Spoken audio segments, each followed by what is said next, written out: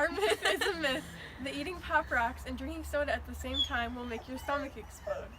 The myth started when it was claimed that a little boy named Mikey from the famous Life cereal commercial ate Pop Rocks and washed it down with Coca-Cola and ended up dying as a result of his stomach exploding. Pop Rocks were temporarily taken off of the market because of this claim, but ended up being not true, so they were put back on the market.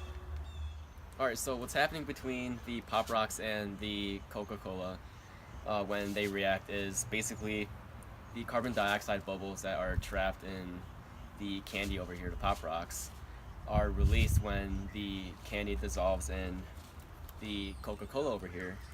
And the reason why Coca-Cola is always used when you do these kind of experiments is because this is mostly carbonic acid or carbonated water, which is basically CO2 dissolved in water. And what happens is when all the CO2 is released from the Pop Rocks, it sets off kind of like a chain reaction, which releases like the carbon dioxide in here.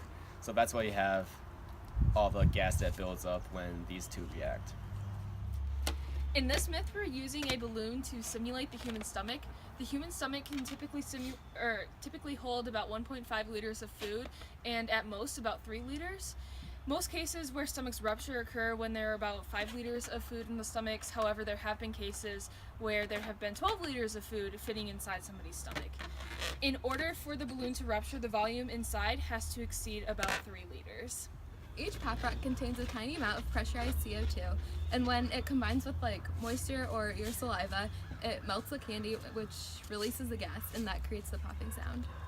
The churning movement of the stomach and other organs and the peristalsis of the digestive system can cause the further release of more CO2, causing more expansion of the stomach and digestive tract. Alright, so basically what we're doing for this experiment is we'll be using 1 serving of the Coke, which is 8 ounces, and 1 serving of the Pop Rocks, which is 1 full bag.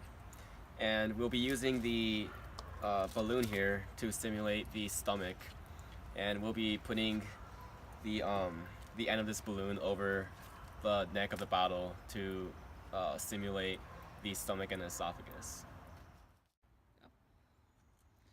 Alright, so first the Pop Rocks. And then we attach it to the Coke bottle opening.